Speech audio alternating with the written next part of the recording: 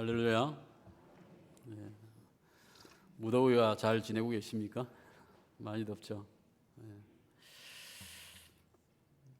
저희가 산을 살 때 등산을 할 때에 잘못 길을 든다든지 길을 잃게 되어지면 어떻게 해야 되겠습니까? 등산 전문가는 할 수 있으면 다시 왔던 길을 되짚어서 가야 한다라고 조언하고 있습니다. 오늘 아브라함이 잘못해서 기근과 배고픔을 피하여서 애굽을 향해서 갔죠. 거기서 거짓말하다가 결국 그가 잘못되어진 것을 이제 깨닫고 다시 회개하는 모습을 오늘 보게 되어지는데요.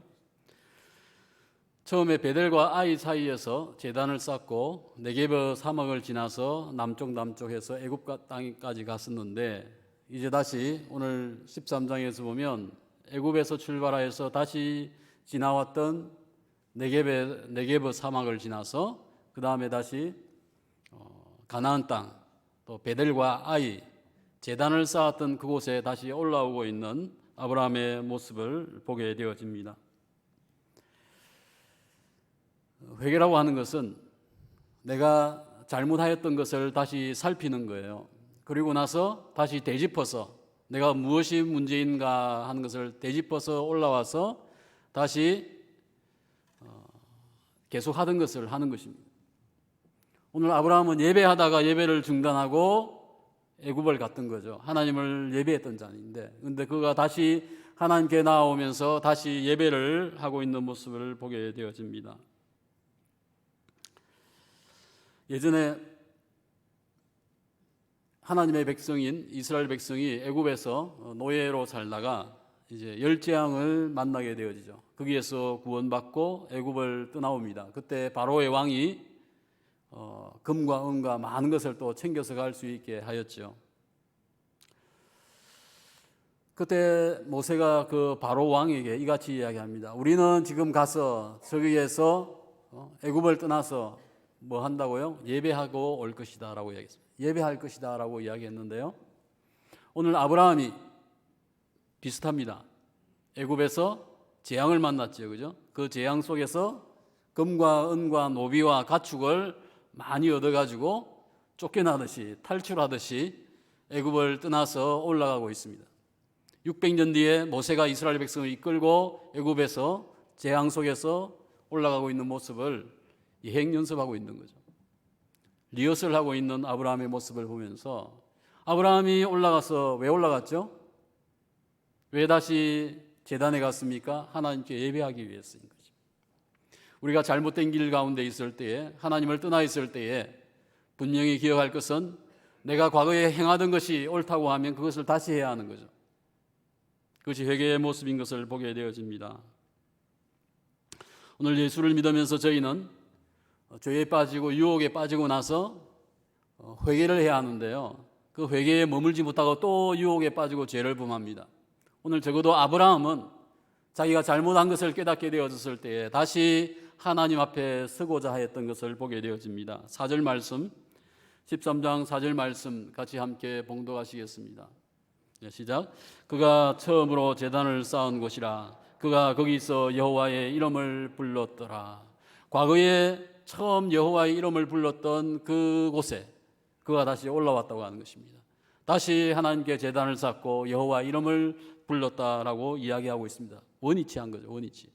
내가 잘못된 길로 갔다고 하면 원위치해야 되는 거예요. 계속 그 길로 가고 딴 길로 샌다고 하면 더 어려움을 당하게 되어질 것입니다.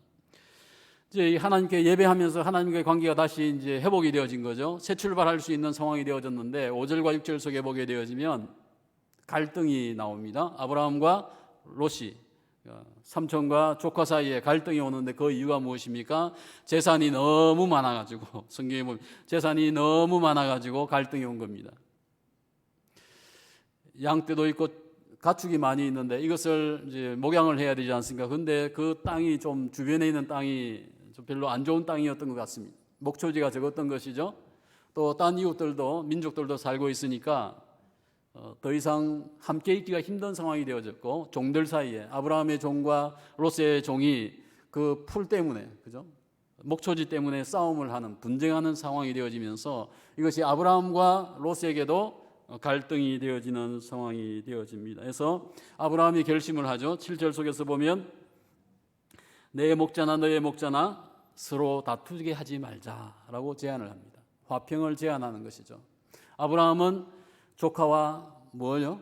좋은 관계, 화평의 관계를 유지하고 싶었습니다. 8절 9절 속에 보면요, 너와 나 사이에 다투게 하지 말자고 했죠. 그러면서 여기 이 번역에서 킹 제임스 버전에는 포함되어 있어요. 빠진 단어가 하나 있는데 그게 뭐냐면 제발입니다. 제발. 여기서 그러면 제발을 넣으면 어디에 넣습니까? 제발 너와 나 사이에 다툼이 있게 하지 말자. 다투지 말자 하는 거예요. 제발. 그 다음에 제발 나를 떠나가라라고 하고 있는 거예요. 삼촌이 롯에게 싸우지 말자. 너가 원한다고 하면 얼마든지 떠나가서 더 좋은 땅을 차지할 수 있다라고 제안을 하고 있습니다. 너희 앞에 온 땅이 있지 아니하냐? 온 땅. 여기서 온 땅은 뭐예요? 가나안 땅이죠.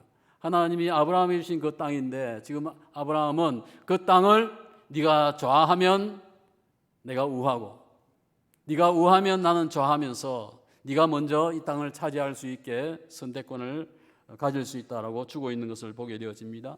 아브라함은요, 이 말씀 속에서 보면 자기가 마치 이미 이 팔레스타인 땅을 다 차지한 듯한 소유주와 같이 네가 가질 만큼 가지고 나는 남은 것 가질게. 네가 좋은 땅 가지고 나면 나는 나머지 땅을 가질게. 이런 양보의 모습, 희생을 하고 있는 모습을 보게 되어집니다. 아브라함은 왜 이같이 이야기했습니까? 네가 좌하면 나는 우하고 네가 우하면 좌하겠다. 나는 좌든지 우든지 중요한 거 아니라. 왜 중요하지 않습니까? 아브라함은 이미 나는 하나님께 예배하는 자이고 하나님이 나와 함께 하시니까 하나님이 나의 모든 것이다. 하나님 내 전부이고 이미 있는데 이 땅 일부 내가 더 가지고 못 가지고 좋은 땅, 나쁜 땅 중요하지 않다라고 이야기합니다. 왜요? 이미 약속을 주셨기 때문이죠. 결국 이제 조카가 떠나갑니다. 가만히 생각해 보십시다. 하나님께서 처음에 12장에서 본토 친척 아비의 집을 떠날 것을 이야기하셨죠. 하란 땅에서 아버지와 친척 조카와 함께 왔죠. 아버지를 이제 하란에 두고 떠나왔습니다. 가나안 땅에서 마지막 남은 친족이 있는데 누굽니까? 롯입니다. 동생의 아들 이 롯을 어떻게 해야 됩니까? 근데 그도 믿음의 후손인 것은 마찬가지지만 그는 아브라함과 함께 할 수 없는 그와 같은 어떤 예배의 삶이 있었던 것 같아요. 또 이미 갈등이 생긴 상황 속에서 그는 마지막에 그의 친척인 롯을 떠나보내고 있습니다. 이제 진짜 뭐예요? 아브라함은 본토 친척 아비의 집을 완전히 떠난 것입니다. 사례와 그 부부만이 남게 되어지는 그와 같은 상황이 되어진 것이죠. 아브라함은 내가 감당할 수 없는 롯을 어떻게 합니까? 떠나보내고 있습니다. 하나님에게 맡기고 있는 것이죠. 내가 어느 대학을 다니고 내가 어느 직장을 다니고 내가 어디에 집을 사는 것이 하나님의 뜻일까? 주님의 뜻이 무엇일까라고 저희는 묻습니다. 내가 이것이 하는 것이 주님의 뜻입니까? 아닙니까? 라고 묻습니다.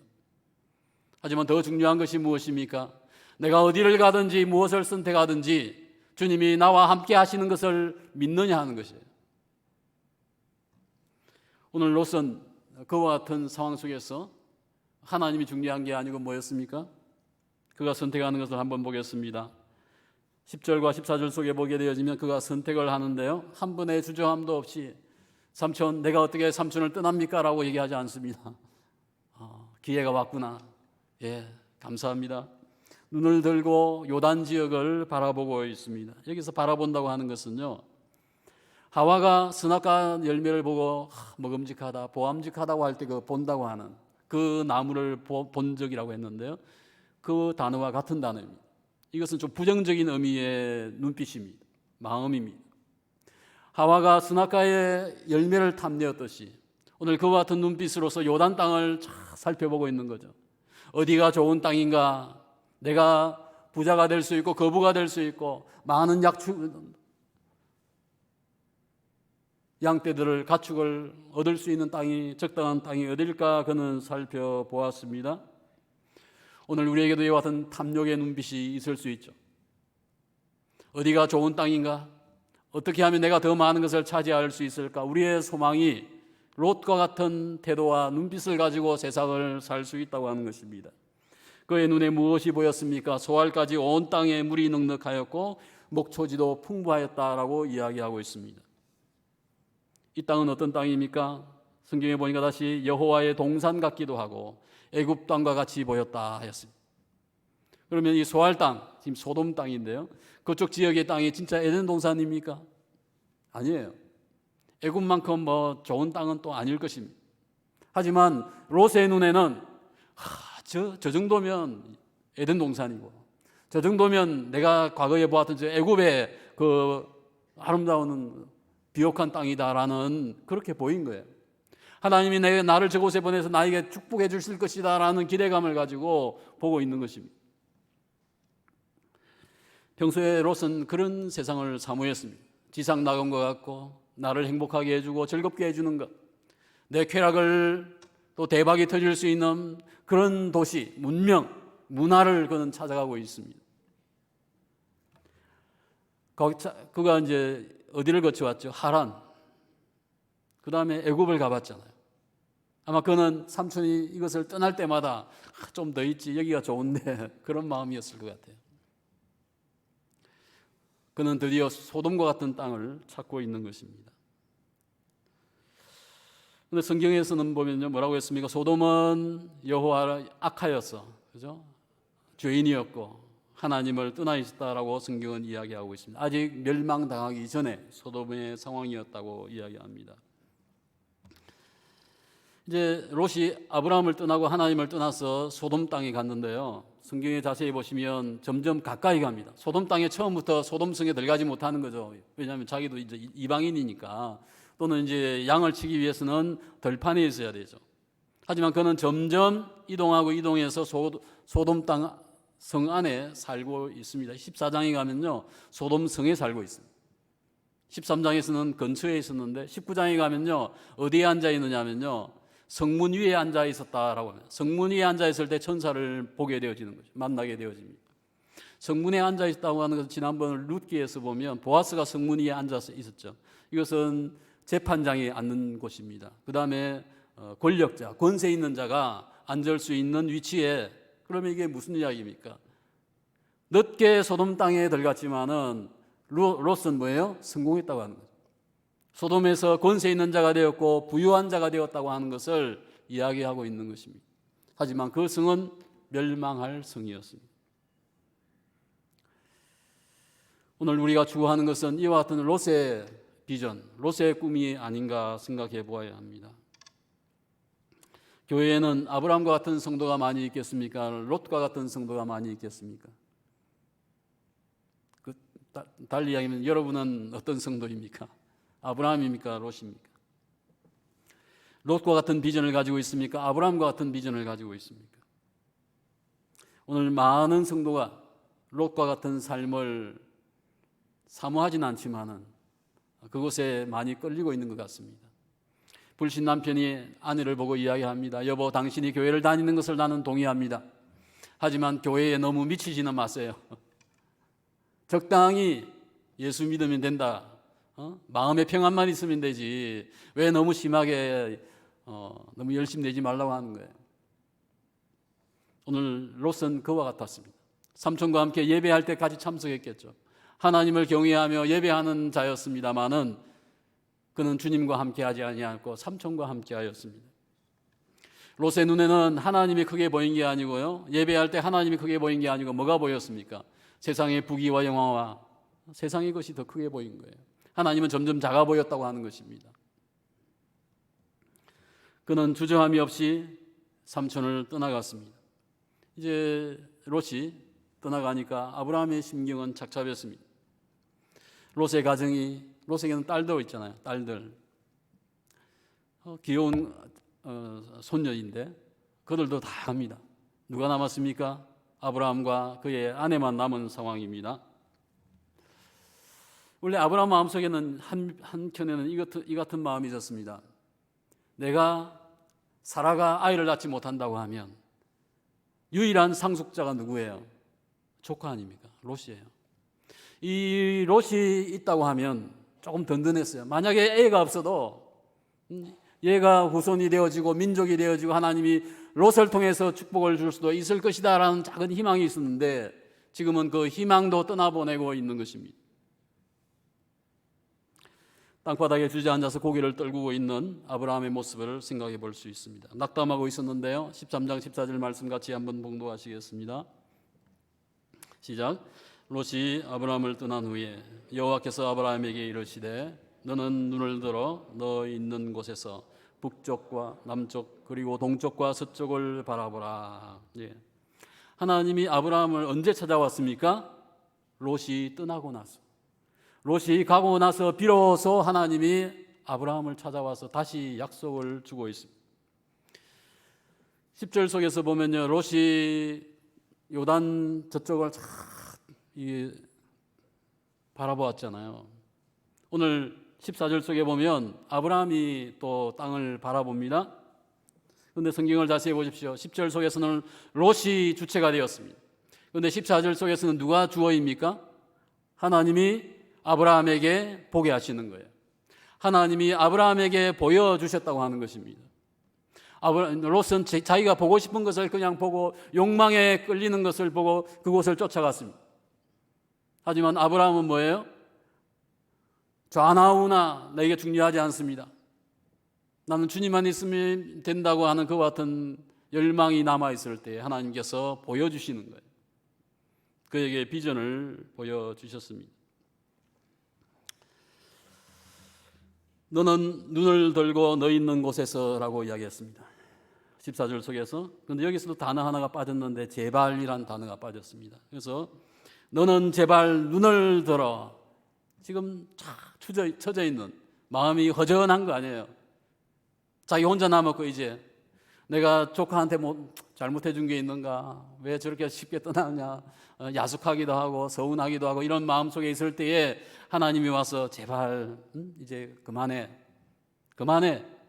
다독이면서 그에게 위로하시면서 비전을 보여주고 있습니다. 그런데 하나님이 보여주신 것이 무엇입니까? 동서남북이에요. 주변에 있는 모든 땅을 보여주면서 이미 주신 거죠. 그런데 12장에서도 약속을 했잖아요. 그때는 하나님이 그냥 말로만 했어요. 말로만. 그래서 13장에 와서는 진일보 해가지고 하나님께서 보여줍니다. 동서남북을 여기저기 보여주시고 그 다음에 뭐라고 하십니까? 16절 속에 보면요. 너가 보는 땅과 함께 어떤 약속을 주겠다고 하십니까? 땅에 티끌같이 많은 후손을 주겠다라고 말씀하십니다. 먼지가 자욱한 저 들판을 보여주면서요. 동서남북을 보여주면서 저 티끌 보이냐? 저걸 셀 수 있겠느냐? 저걸 셀 수 있다면 또한 내가 너에게 주는 후손도 뭐예요? 셀 수 있을 것이다.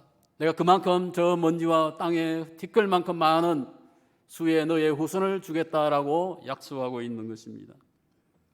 17절 말씀 다시 한번 읽겠습니다. 13장 17절 시작. 너는 일어나서 그 땅을 종과 횡으로 두루 다녀보아라. 내가 그것을 너에게 주리라. 아브라함아, 내가 너의 심경을 안다. 이제 너는 일어나서 저 땅을 보고 종과 횡이 뭐예요? 여기저기 구석구석이죠. 여기저기 다 다녀보고 네가 밟는 모든 땅을 내가 너에게 주겠다고 하는 약속입니다. 말로만 하지 아니하고 보여주시고요. 이제는 발로 디디며 다녀보라고 하시는 거죠. 즐기라고 하는 것입니다. 너가 지금은 너의 후손이 보이지 않지만은 아직 민족은 보이지 않지만은 네가 다니는 이곳에 수많은 하나님의 백성이 채워질 것이다. 이 땅에 하나님의 민족이 세워질 것이다 라고 하나님이 그에게 약속하고 있는 것입니다. 아브라함은 다니면서 하나님 여기입니까? 여기까지 하나님의 백성이 세워집니까? 우리의 민족이 여기에 후손이 여기에서 많이 채워집니까? 아마 그는 길을 다니면서 주님과 교제하였을 것입니다. 종횡무진 힘껏 다녀보고 그 땅을 즐기라고 하셨습니다. 비전은 현재의 상황과 현재의 문제 너머의 것을 볼 수 있는 것이 비전입니다. 단순히 내 앞에 있는 것, 롯과 같이 눈에 보이는 욕망을 쫓아가는 것이 비전이 아닌 거예요. 하나님이 아브라함에게 무엇을 보여주었는가 하는 것을 기억해야 합니다. 가나안 온 땅에 채워질 하나님의 자녀들을 보았습니다. 수많은 후손이 온 땅에 제단을 쌓고 하나님을 예배하는 광경을 그는 보고 있는 것입니다. 예수님께서 백부장 하인의 병을 고쳤죠. 치유하시고 나서 마태복음 8장 11절 말씀 속에서 이같이 말씀했습니다. 함께 봉독하시겠습니다. 시작. 또 너희에게 이르노니 동서로부터 많은 사람이 이르러 아브라함과 이삭과 야곱과 함께 천국에 앉으려니와. 백부장은 이방인인데요, 하나님에 대한 믿음이 있어서 칭찬을 받은 자입니까? 이스라엘 중에도 이런 자가 없다. 그러면서 동서에서, 누가 어디였어요? 동서에서 수많은 사람이 올 것이다. 예수님께서 이 비전을 보신 거예요. 아브라함이 보았던 비전이 이것입니다. 동서남북에서 너의 후손이, 민족이 올 것이고 세워질 것이고 온 민족이 복을 받을 것이다 라고 하였는데, 예수님은 이것은 이제 미래에 대한 거죠. 천국에 대한 이야기. 천국에 누가 앉을 것이냐, 아브라함과 앉을 자가 누구냐, 누굽니까? 동서에서 온 자 누굽니까? 여러분 아닙니까? 오늘 우리가 동서에서 온 수많은 후손인 것입니다. 우리가 아브라함의 후예인 것입니다. 오늘 하나님이 아브라함을 찾아서 제발 눈을 들고 내가 너에게 주는 땅을 보아라. 제발 일어나서 내가 너에게 주는 땅을 종횡무진 다니고 저 땅에 채워질 너의 후손을 기대하며 먼저 저 땅을 여행하며 즐기라고 말씀하신 것입니다. 오늘 저희도 아브라함의 후예로서 동일한 비전과 꿈들을 가지고 있고 소망을 가지고 있습니다. 우리의 앞이 막막하고 아무것도 할 수 없는 상황 중에서 절대 놓치지 않아야 될 것이 무엇입니까? 비전입니다. 재산을 잃을 수도 있고요, 많은 것을 포기해야 될 수도 있습니다. 하지만 저희는 그 비전만큼은 잃지 않아야 합니다. 지금 여기 있는 거 100원 동전인데요, 100원짜리 동전입니다. 이 동전 하나가 크겠습니까? 저 태양이 크겠습니까? 어느 게 더 힘이 셀까요? 물론 태양이 힘이 세죠. 하지만 이 작은 동전 하나가 제 눈앞에 막혀 있다고 하면, 내 눈을 가리고 있다고 하면 태양을 볼 수 있습니까? 태양을 볼 수 없습니다. 나는 어두워지는 거죠. 오늘 우리의 인생 가운데서 내 눈을 막고 있고 하나님의 비전을 막고 있는 것이 무엇인가? 오늘 롯에게는 세상의 그 탐욕과 탐심, 그것이 하나님을 보지 못하게 한 거죠. 예배했지만은 예배하는 것이 아니었다고 하는 것입니다. 그는 여전히 두 마음을 품은 자였고 세상을 향해서 마음이 흘러가던 자였다고 하는 것을 저희는 기억할 수 있습니다. 지금 내가 수고했는데 열매는 없고 주저앉아 있다고 하면 오늘 말씀을 통해서 제발 눈을 들라, 자 일어나자라고 말씀하시는 주님의 위로의 음성과 격려를 만날 수 있기를 축원합니다. 아브라함은 많은 재물과 조카와 상속자 롯을 포기하였습니다. 모든 것을 떠나보내었습니다. 그럼에도 그는 이제 흔들리지 않습니다. 하나님의 비전을 다시 붙들고 있는 것을 보게 되어지는 것이죠. 아브라함은 10번의 시험이 있다고 했는데 오늘 이 시험이 뭐예요? 세 번째 시험입니다. 이 세 번째 시험에서 그는 승리했습니까? 성공했습니까? 실패했습니까? 성공한 거죠. 갈등이 생겼을 때에 자기 것을 포기하는 거예요. 나는 아무것이 없어도 좋다. 주님이 나와 함께 계시기 때문에 그와 같은 믿음을 가지고 그는 성공하였습니다. 그 후에 이제 분쟁과 갈등이 끝나고 13장 18절 말씀 한번 같이 읽겠습니다. 시작. 이에 아브라함이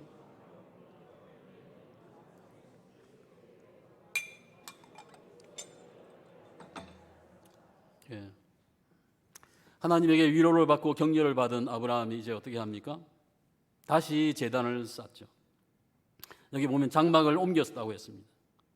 헤브론에 옮겨서 마므레 상수리 숲을 근처에서 하나님께 제단을 쌓고 예배하는 모습을 보게 되어집니다. 오늘 본문 속에 4절 속에서도 이제 애굽에서 올라왔을 때 예배했죠. 다시 그는 장소를 옮겼는데요, 헤브론이라는 곳에 옮겨서 다시 예배합니다. 아브라함의 인생은요, 모든 사건과 문제들 속에서 늘 예배합니다. 예배하며 하나님께 나아가고요, 승리하고 있습니다. 이 헤브론의 마므레 상수리 나무인데요, 이제 이 장소는 나중에 아브라함이 평생 사는 정착지가 되어집니다. 그의 아내와 이삭과 야곱과 레아와 리브가가 모두 다 이 헤브론에 묻히죠. 막벨라 동굴 속에 묻힙니다. 이게 헤브론이에요. 12 정탐꾼이 올라가서 석류와 포도와 무화과 나무를 막 지고 오잖아요. 축복의 땅입니다. 그 땅이 헤브론의 소산입니다. 그곳에서 열매를 가져온 거예요. 나중에 다윗이 이제 왕위에 등극을 하는데요, 그 장소가 이 헤브론입니다. 여기에 수도를 7년 반을 세우고 이제 옮겨가는데, 첫 왕국의 장소가 이 아브라함이 살던 그 땅이었다고 하는 것입니다. 누가 이 땅을 선택했습니까? 아브라함이에요. 근데요, 이 땅이 좀 문제가 있어요. 팔레스타인이 직사각형 모양이라고 하면 제일 남쪽에 있는 변방 지역입니다. 그 다음에 이것은 927m, 팔레스타인에서 가장 높은 산입니다. 그 산 위에다가 틀을 잡고 그곳에서 양을 치고 그곳에서 예배하는 자가 되었다고 하는 거예요. 어찌 보면 좀 별로 안 좋은 것 같잖아요. 원래 베델과 아이성에 처음 제단을 쌓은 곳은 팔레스타인의 중부였어요. 중앙 지역이었어요.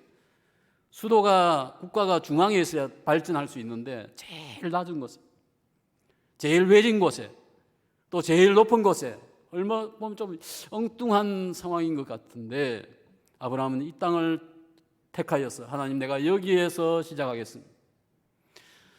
오늘 아침에 묵상을 하면서 또 하나의 이유가 있겠구나. 927m, 900m 높은 그 산에서 뭐가 보이겠습니까? 아침에 일어나면 뭐가 보여요? 팔레스타인 전체가 다 보일 거 아닙니까? 하나님이 주신 땅이 보일 것입니다. 하나님이 보여줬던 비전을 아침마다 보면서, 날마다 보면서 저곳에 하나님의 약속하신 후손과 민족이 채워질 것이다 라는 기대감을 가지고 그는 날마다 아침에 깨어나고 예배하였던 자였다라고 묵상을 해봅니다. 예수님께서 공생의 사역을 하셨는데요, 사역을 시작하실 때에 예루살렘에서 시작했습니까? 어디서 시작했어요? 예?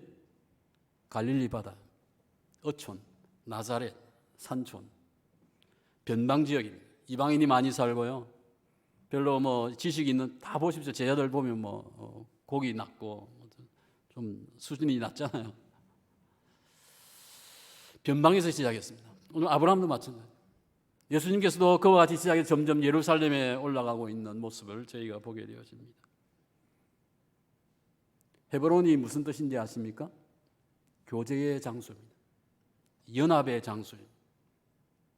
하나님을 떠났다가 하나님께 다시 나와서 연합하고 예배한 장소고, 하나님과 늘 교제하는 장소 헤브론, 그곳에 그는 날마다 제단을 쌓고 예배하였던 자였습니다.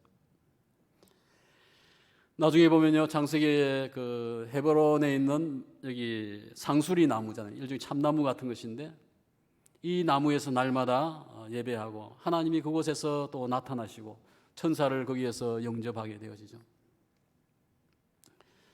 그의 인생에 가장 큰 사역이 있다고 하면, 아브라함의 가장 큰 사역은 하나님께 예배하는 것이었다 하는 것입니다. 롯은 자기의 소유를 위해서, 자기의 욕심을 위해서 쫓아갔지만은, 그는 제단을 쌓을 때 하나님을 예배하는 삶보다는 세상에 속하기를 원하였지만은, 오늘 아브라함은 그러한 즐거움, 세상의 쾌락을 쫓아가는 것이 아니고 가장 소외되어지고 가장 사람이 없는 곳, 어찌 보면 불모지와 같은 곳에서 하나님과의 만남부터 시작하고 거기에서 하나님 나라가 시작되어지는 것을 또한 저희가 보게 되어집니다.